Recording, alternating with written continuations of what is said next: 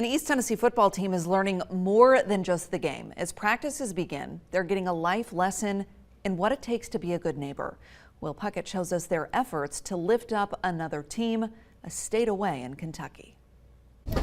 As the sound of football season rings through the air, the hearts and minds of Seymour football players are a state away. We're praying for y'all, and it's just like anything we can do to help, we're going to try to do. The team's weight room houses a growing stockpile, supplies ready to travel to another football program in Kentucky. I just think it's great to see things come full circle. You know, we had communities from around here help us out and give their hands in, and now it's our turn. Breathitt County High School and its football team lost almost everything in catastrophic flooding.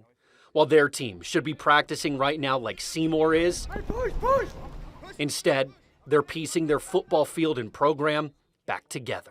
We all think it's tragic, we all think it's horrible what's going on. Seymour head coach Scott Brandt is rallying his young players after calling one of his former players who lives in Breathitt County to check in.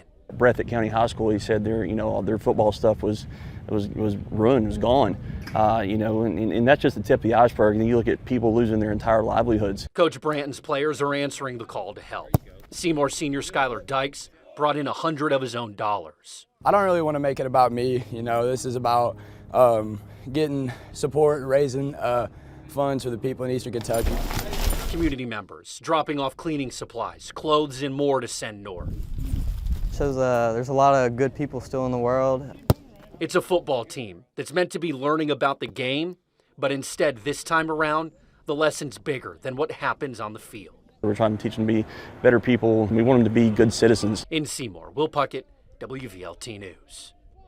From food to cleaning supplies, all the way to football equipment, Branton says they're going to take anything they can get their hands on. They've got practice from 3 to 5:30 through Thursday. He says if you've got anything along those lines you want to donate, you can drop items off then.